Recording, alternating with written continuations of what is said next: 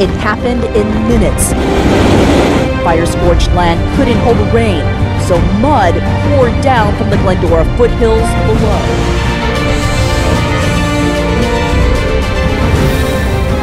Silva with this breaking news. A powerful earthquake has struck just off the coast of Chile. The U.S. Geological Survey says it had a...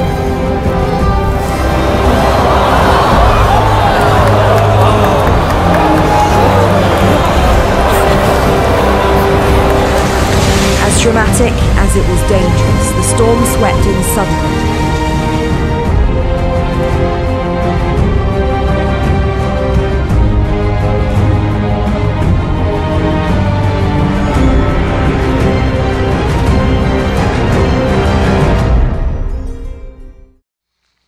Alors bonjour, Yves Delem, nous sommes le 17 avril 2014.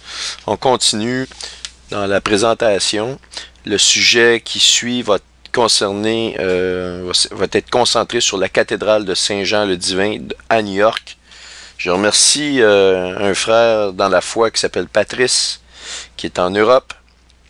Et priez pour cet homme parce qu'il subit actuellement vraiment des temps très difficiles. Je le salue. Et d'ailleurs, je salue tous les frères et les sœurs, tous ceux qui écoutent ces vidéos avec attention. Je vais juste vous dire que l'item 2 vous semble très long, mais ça va être l'item le plus long de toute la présentation. Je dirais qu'on a presque la moitié de l'intégralité de toute la présentation d'accompli. Mais c'est sûr que tous les liens, les relations qui vont être faites avec le trident, le dieu Achelos vont être mis dans la partie 2. Il y a certains autres items qui vont peut-être durer 8 minutes, 3-4 minutes, je ne sais pas encore, mais ça va être très très court, mais très intense. Alors la présentation ici que je veux faire, c'est vraiment concernant la cathédrale de Saint-Jean-le-Divin de New York. La plupart d'entre vous connaissez cette cathédrale-là, et je vais vous expliquer pourquoi. Voici le lien que je vais vous montrer. Voici le lien. La cathédrale du Nouvel Âge, Saint-Jean-le-Divin, montre la destruction de New York, la nouvelle Babylone. Eh bien, beaucoup d'entre vous vont se rappeler d'une colonne très célèbre de cette cathédrale-là ici, où on y voit la destruction des 2 tours à New York. En passant, cette cathédrale-là, comme je vous ai montré ici précédemment, est localisée à New York. OK.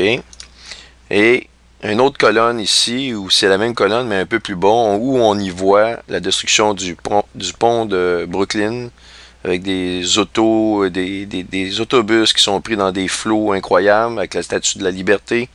On y voit un tourbillon qui emporte les gens, la mort, et apparaît un peu partout chez les gens.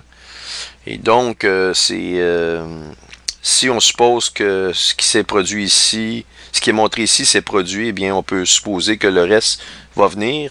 De toute manière, la Bible nous parle de la destruction de la ville de New York en particulier. Donc, c'est quelque chose qui va s'accomplir. Il le montre ici à la vue de tous. Les gens ne veulent pas voir pour la plupart. On voit ici que cette pyramide-là a été érigée en 25 par les francs-maçons qui ne se sont pas cachés de cette œuvre-là. Ici, ils vendaient même cette copie de journal-là ou de fascicule à l'époque, en 1925. Volume 2, numéro 2. 25 cents la copie. Alors, vous imaginez, les gens payaient peut-être l'équivalent de 50 $ en dollars d'aujourd'hui, en valeur d'aujourd'hui, pour avoir un papier qui lui montre à quel point ces gens-là sont en train de s'édifier au-dessus de Dieu, comme des dieux, et qu'ils vont éventuellement même tuer les gens qui ont payé pour montrer leurs œuvres. Eh bien, c'est incroyable. C'est vraiment incroyable, mais c'est ça. C'est surnaturel et c'est la volonté de Dieu que ces choses-là puissent être accordées, puisque l'homme s'est relayé à des dieux inférieurs, et ce Dieu et le chef de ces dieux inférieurs-là est un autre dieu inférieur qui s'appelle Satan. Donc, le but de ma présentation est de vous montrer ces choses-là, donc pour vous situer, pour que vous sachiez que vous connaissez, pour la plupart d'entre vous, cette cathédrale-là, la cathédrale de Saint-Jean-le-Divin. Par contre, ce que vous ne savez pas, c'est certains détails peut-être Là, on va rentrer dans les choses que vous connaissez moins. Ça ici, la statue que vous voyez là, c'est une statue qui est sur le terrain de la cathédrale, qui appartient à la cathédrale. Cette statue-là s'appelle l'Arche de Noé de la paix ou l'Arche de la paix de Noé. Et on y voit ici toutes sortes de symboles, un ange, des tourbillons, on y voit une lune ou un soleil ici. On y voit ici un crabe, voyez-vous, avec les pinces, il y a 3 séries de pattes ici sur le côté. Donc, c'est un crabe qui semble supporter toute cette chose-là ici, cette statue-là. On y voit un éléphant, on y voit une girafe. Bien, je veux juste vous dire que toutes les choses que je vais vous montrer qui appartiennent, parce que là, on n'a pas une vue à 360 degrés, il y a beaucoup de détails, il y a des chiens. Je vais vous expliquer que cette statue-là a été faite, ne peut être autrement faite qu'à l'effigie d'un signe astronomique, d'un événement astronomique qui était attendu et qui doit noter l'arrivée de leur Dieu, si vous voulez, l'arrivée de l'accomplissement de la franc-maçonnerie, c'est-à-dire l'arrivée au sommet de leur pyramide. Vous savez que la pyramide est le symbole de la franc-maçonnerie. D'ailleurs, tout est relié avec l'arche de la franc-maçonnerie que je vous ai montré. Si vous rentrez dans Google, vous rentrez Freemason Royal Heart. Eh bien, vous arrivez, on rentre ça, vous mettez les images, et bien, vous allez voir ici, ce symbole-là est très important, et vous reconnaissez la fameuse arche royale. Ça, ce symbole-là ici, va faire l'objet d'un item bien spécifique. Ce que je peux vous dire, c'est aussi le symbole d'une des sociétés secrètes les plus puissantes au monde, la société des Jésuites. Et ce symbole-là, ici, qui représente aussi les lettres IHS, eh bien, on voit le H ici avec un T à l'intérieur. Eh bien, ce symbole-là que vous voyez ici est nul autre que le symbole de Saturne. On va en parler plus en détail un peu plus loin dans la présentation. Je ne veux pas brûler la mèche immédiatement. Vous allez voir que tout est relié à la série vidéo, un voyage astronomique à la fin des temps. Et une parenthèse rapide, j'ai jamais dit une date spécifique de la destruction de la ville de Rome. Ça attire certains moqueurs, mais je peux vous assurer que ça va arriver. Et c'est pas compliqué, ça va arriver lorsque le Vatican va mettre la main, et c'est pour très bientôt. Lorsque vous allez voir le Vatican mettre la main et diviser Jérusalem, cette alliance-là va s'appeler une alliance confirmée par l'Antéchrist avec plusieurs. C'est pas nécessairement une signature qui va se faire avec l'assentiment des Juifs. Ils vont le faire de force par toutes sortes de moyens en impliquant Israël dans des guerres qui semblent d'ailleurs toutes se dessiner de plus en plus. On croyait peut-être que la Corée du Nord était pour agir, ça s'est estompé. On croyait éventuellement que lorsque Israël a intervenu dans la bande de Gaza, eh bien on croyait que peut-être que le bal était décollé, mais non. Mais toutes ces choses-là, c'est un élastique qui se charge. Et chacun de ces élastiques-là correspondent à toutes les prophéties bibliques sur les guerres qui vont avoir lieu dans les derniers jours. Bref, cette statue-là ici, qu'on appelle la statue de la paix de Noé, si vous voulez, ou l'arche de la paix de Noé, et c'est le titre qu'ils lui ont donné, eh bien, je vais vous démontrer que ça nous parle de l'histoire unique d'un événement astronomique. Et on peut le savoir parce que si on étudie le positionnement astronomique de Hyson, eh bien, il n'y a aucun des animaux qui ne correspondent pas ici à une constellation ou à une position céleste par laquelle Hyson n'est pas passé. Mais il n'y en a aucune qui est montrée par laquelle Hyson n'est pas passé, justement. En fait, ce que je veux vous dire, c'est que elles sont toutes des constellations par lesquelles Hyson est passé. Il n'y en a pas qui ont été mises par lesquelles Hyson ne passe pas. Et il y en a tellement. Les statistiques mathématiques là-dessus, j'ai pas fait le calcul, mais c'est impossible qu'on ne nous parle pas d'Hyson et le fameux crabe. On parle de Nostradamus, l'étoile barbue qui vient du cancer. Le cancer, c'est le symbole du crabe. Eh bien, c'est à partir de ce moment-là que Hyson a fait son approche dans le crabe, et immédiatement après sa sortie si vous voulez, du Gémeaux et du Lion, qu'on voit ici, les constellations. Vous avez le Gémeaux et, en fait, pardon, c'est le Gémeaux. Et immédiatement après sa sortie du Gémeaux, lors de son approche, il était dans le Cancer ici, Ison. On va voir dans quelle date exactement.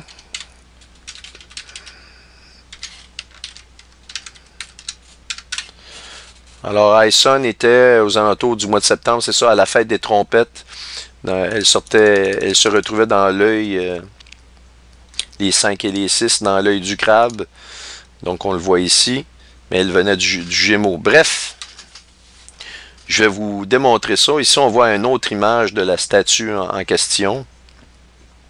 Et on y voit la pince. Et voyez-vous, ce qui est intéressant ici, c'est que la pince du crabe semble couper la tête. Semble couper une tête ici. Et c'est très très intéressant comme image. Et dans cette cathédrale-là, ici, on nous montre énormément de, vous savez, de festivités, d'événements dans lesquels, auxquels cette cathédrale-là abrite, si vous voulez. On a énormément, on a comme l'Halloween qui est fêté. Vous avez ici certaines photos. Je vais vous donner le lien dans le descriptif d'ailleurs de cet article-là, qui est d'ailleurs en français. On est chanceux d'avoir certains articles en français, au moins quand il y en a disponible, bien, on est bien content. On voit ici un prêtre en forme de visage de monstre. Et ici, ce qui est très intéressant, on voit un personnage décoré en homme démon, en homme bœuf, si vous voulez. C'est vraiment... je crois que les croyants qui écoutent cette vidéo-là actuellement, vous savez exactement de qui on parle ici. Vous avez votre foi bien placée. Vous savez qu'est-ce qui s'en vient sur Terre.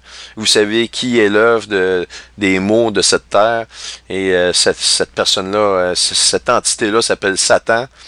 Et il ne se cache pas. Quand on voit des festivités comme ça, eh bien on se dit, ça prend quoi pour comprendre? Et j'invite les non-croyants à juste se questionner, honnêtement, dans votre cœur, pourquoi dans ces cathédrales-là franc-maçonniques, ils se mettent à prodiguer des rituels dans lesquels on voit des démons. Si ces démons-là n'existent pas, alors ce que je peux vous dire, c'est que la cathédrale, elle, qu'ils ont mis des millions de dollars. Imaginez-vous un bâtiment de même, le prix de ce que ça vaut en dollars d'aujourd'hui, okay? Une construction de cette envergure-là, avec l'architecture qu'il y a là-dedans, ça ne pourrait même pas se construire en dollars d'aujourd'hui. Des choses d'incroyables qu'ils ont construit là. Et s'ils pensent que les démons n'existent pas, en tout cas, ils ont une super motivation de mettre de l'argent à construire des cathédrales comme celle-ci. Et il y en a partout dans le monde. Je peux vous dire, il y en a des milliers. C'est incalculable. Alors, donc, ils construiraient ces choses-là pour des démons qui n'existent pas. Et vous avez ici une vidéo, je vous la montrerai pas, mais c'est vraiment des rituels au niveau de l'Halloween qui se produit dans la cathédrale. Et on y voit évidemment des croix de Jésus. C'est toujours sur l'emblème de Jésus, puis ça n'a absolument rien à voir. D'ailleurs, il y a des symboles sur ces croix-là qui nous démontrent exactement que ce sont des signes maudits, ils maudissent Jésus. C'est leur ennemi juré parce qu'ils savent très bien que c'est le seul qui peut les renverser. Ce n'est sûrement pas l'homme, ni vous ni moi, qui allons pouvoir renverser le système qui va être établi bientôt par Satan sur cette terre. Et voyez-vous, avant de procéder à ma démonstration sur la fameuse statue, ils ont fait une cérémonie où ils ont encensé un cheval blanc. Et lors de cette cérémonie-là, toutes les personnes qui participaient à la cérémonie, eh bien, étaient habillées de blanc. Eh bien, évidemment, ils vont toujours vouloir copier. Vous avez dans l'Apocalypse le retour de Jésus physique sur terre. Il revient sur un cheval blanc. Et évidemment, l'Antéchrist a son cheval blanc. On le voit dans l'Apocalypse, chapitre 6, les versets 1 et 2, qui correspondent au premier cheval de l'Apocalypse, qui est un cheval blanc. Et c'est le signe que l'Antéchrist va se donner pour son retour. Et c'est le faux sauveur. Il va régner pendant 7 ans sur cette terre. mais il va copier ce que Jésus va faire lui-même lors de son retour, qui est aussi un cheval blanc. Alors, ici, tout s'explique. Alors donc, ces rituels-là se font à tous les mois de septembre, à chaque année, où ils vénèrent et ils bénissent des animaux. Et le choix des animaux n'est pas par hasard. Comme ici, on y voit les talons blancs, comme je vous ai montré, un cheval blanc. Mais on nous parle d'un article qui date de 96 ici, des chèvres, des chevaux, des chameaux et des éléphants. Et vous allez voir que tous ces animaux-là ici sont en relation directe à Comet Ison. Ici, un autre animal intéressant, et lui, c'est exceptionnel. Eh bien, c'est un bœuf. Et pourquoi ce bœuf-là, il semble faire mettre en évidence par rapport aux autres animaux? Eh bien, comme je vous ai expliqué, le dieu Achelos se transforme en bœuf pour combattre contre Hercule, et c'est là que le cornucopia est né. Et c'est pas un hasard que ce bœuf-là ici soit vénéré. Et c'est un animal ici de prédilection pour leur rituel. Alors vous avez les explications maintenant du choix de leur animal. D'ailleurs, ici, j'ai un frère qui m'a envoyé, en fait, je pense pas que ce soit un frère, mais un auditeur très sympathique qui m'a envoyé ici un article pour le moins stupéfiant sur le fait qu'il y a un zoo au Danemark où ils ont sacrifié des girafes en prétendant que ces girafes-là n'étaient pas fécondes. Donc, ils les ont décapitées à la vue d'enfants. Tout le monde était là. Tiens, les petits-enfants, regardez ça. On va couper en morceaux la girafe et on va la donner à manger au lion. Tandis que, étant donné qu'elle ne sert à rien, on ne peut pas la nourrir pour rien, on s'en débarrasse.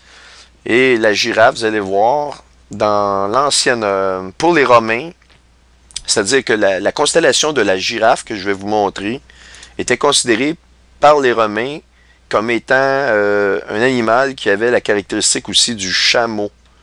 Donc, le chameau et la girafe, dans les constellations, il y a une association dans les croyances des peuples, ok? Donc, c'est pas pour rien que, ici, on nous parle de chameau.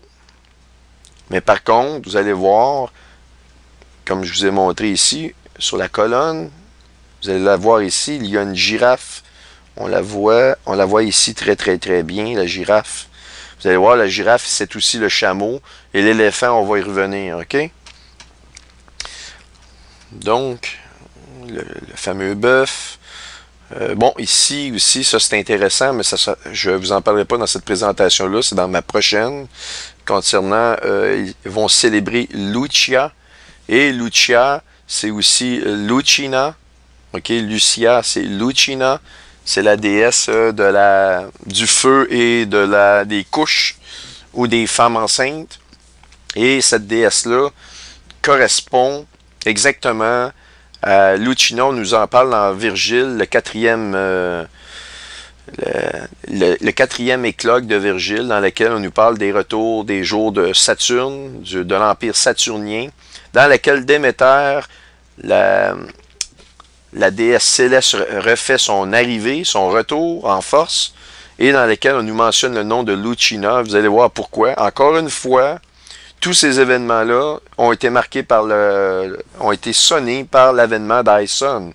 Je vous ai montré l'Arche royale. L'Arche royale, c'est à qui elle appartient, cette Arche royale-là? Elle appartient aux francs-maçons, où on nous montre, encore une fois, une comète, et je vous ai démontré, il n'y a personne qui a pu contester ce que j'ai montré avec une grande précision, que l'Arche royale appartient, la comète qui nous est montrée sous cette arche royale-là de la franc-maçonnerie est Ison, ne peut être autre que la comète Ison. C'est tellement précis, il y a tellement d'informations qu'il n'y a aucun astre céleste qui a les mêmes caractéristiques, si vous voulez, ou qui correspond exactement comme Ison le fait.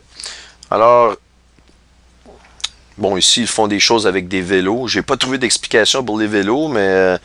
peut-être parce que, en faisant une blague ici, c'est que l'Antichrist ou Satan, sachant qu'il a peu de temps, va accélérer le pas. Eh bien, il a décidé d'utiliser un vélo pour aller un peu plus vite. Donc, Je vais voir s'il y a d'autres photos. On voit ici, ça c'est des rituels vraiment de la franc-maçonnerie, avec les tabliers sur les épaules. C'est caractéristique absolument de la franc-maçonnerie. Donc, si vous croyez que c'est... oui, j'ai eu des messages où on me dit, je crois que les religions sont là pour diviser. Jésus dit lui-même, croyez-vous que je suis venu pour unir le monde? Je suis venu en vérité pour diviser. Alors, encore une fois, ici, c'est une copie de l'ennemi sur la parole de Dieu. Quand Jésus dit, je viens pour diviser, c'est-à-dire qu'il va séparer ceux qui vont le choisir de ceux qui ne le choisiront pas. Il va séparer.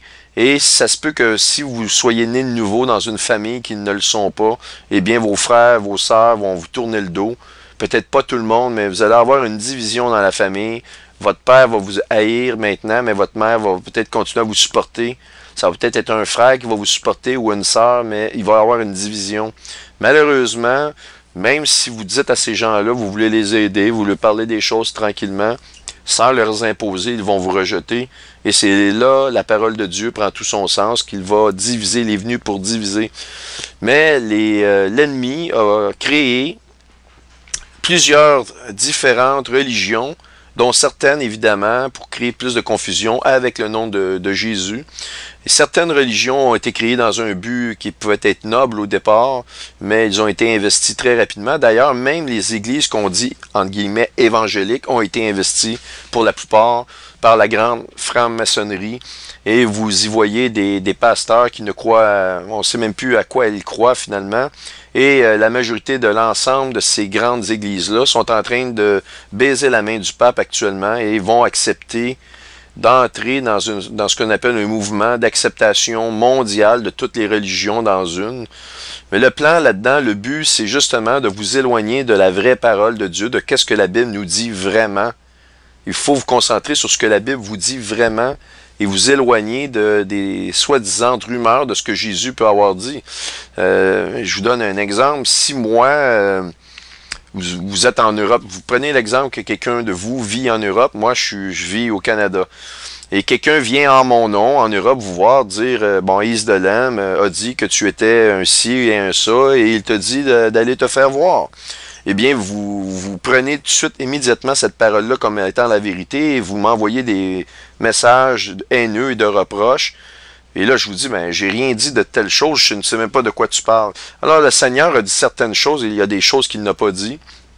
Et j'ai été voir, justement, à titre d'anecdote, le film Noé, qui vient de sortir, et lors de la première de ce film-là, ils ont fait la projection du film, je pense que c'était à Los Angeles, et il y a eu un tremblement de terre tellement important, ils ont dû interrompre la production, et des gens ont sorti du cinéma, étant en état de panique. Il y a eu beaucoup de dégâts à ce moment-là, j'ai un article là-dessus, et ça a été très peu mentionné dans les médias, mais ça a été mentionné.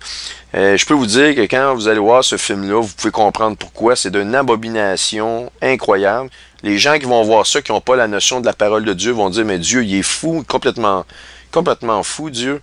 Et ils vont même penser que que Noé est satanique et toutes ces choses-là. Et les géants, là-dedans, passent pour des héros, je peux vous le dire, des très, très bons héros avec un grand cœur. Alors, quand vous regardez tout ça, il n'y a absolument rien qui est conforme à la parole de Dieu, ou pratiquement pas rien qui est conforme à la parole de Dieu dans ce film-là. C'est une abomination. Je peux vous dire une chose, on a eu un signe très, très précis. Dieu a frappé exactement à l'épicentre de l'endroit dans lequel ce film-là a été projeté. Et ça a créé tout un émoi. Ça, c'est des avertissements, mais le temps des avertissements prend fin maintenant. Avec la première lune rouge qu'on vient d'avoir, je vais vous montrer que les cieux, qu'est-ce que les cieux nous disent, qu'est-ce que la parole de Dieu nous dit. La parole de Dieu nous dit que on parle vraiment d'un signe astronomique, les tétrades, qui annoncent les grands bouleversements, et pour le peuple à Jérusalem, mais aussi pour les nations. Donc, ça ici, j'ai fait l'ensemble de ça. On va maintenant se concentrer. Ça ici, je peux fermer ça. On va aller se concentrer sur la fameuse statue dont on voit encore la photo ici, qui est l'arche de la paix de Noé.